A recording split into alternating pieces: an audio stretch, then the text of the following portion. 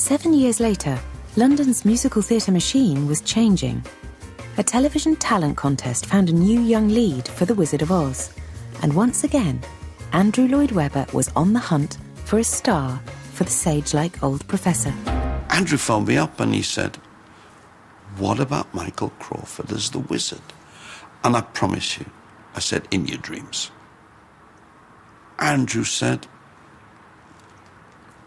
"He's going to come in and meet us." We're off to see the wizard. The whole reason that I did Wizard of Oz was for my grandchildren. They hadn't seen me in anything that they could remember live. They'd seen me do concerts at the Royal Festival Hall I'd done, and they were sitting in the rehearsal, but I don't think they were paying much attention. And I didn't hold their attention. They were about 4, 5, 6.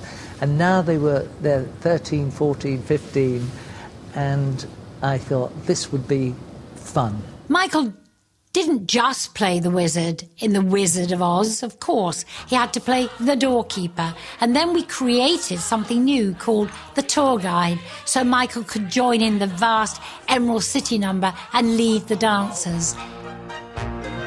That's how we laugh the day away with a ha ha ha ha ha ha ha ha ha ha.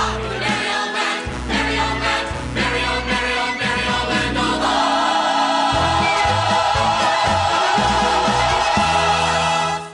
In some ways, I found a very, very different Michael. A calmer, nevertheless, just as demanding. You know, I am the sponge, says Michael, and I want to soak up everything I can.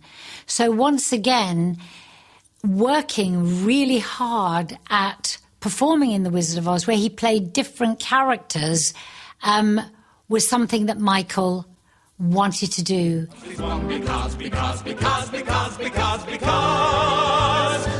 of the wonderful thing. When I started, I was a little bit terrified because there were, as well as Michael, so many people coming into this show that I admired and had admired from afar for such a long time. And I thought, oh my God, I'm going to actually have to stand on the stage and be in a rehearsal room with these people. You know, I hope I'm good enough. I hope that I can give what they need. And, but it was just from the second I walked into the rehearsal room on day one, I just let out a sigh of complete relief because he was just so generous with his time and his knowledge and so welcoming, and I felt like I had a real rock next to me. We hear he is a whiz of a whiz. It wasn't the biggest of parts, but Grandpa Michael was back, determined to make the most of what he had. Because.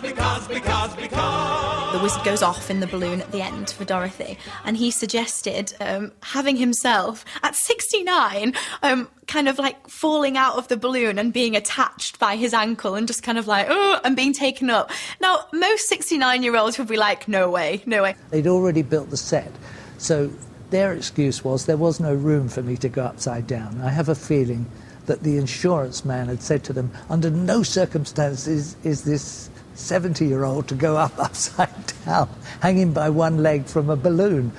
And I suppose in a way I'm grateful to the insurance man, because it would have hurt, most probably. But it was worth a try. He's a hero of stage and screen. He's pushed himself to the limits for the perfect performance. He's in his 70s now, but we might not have seen the last of Michael Crawford just yet.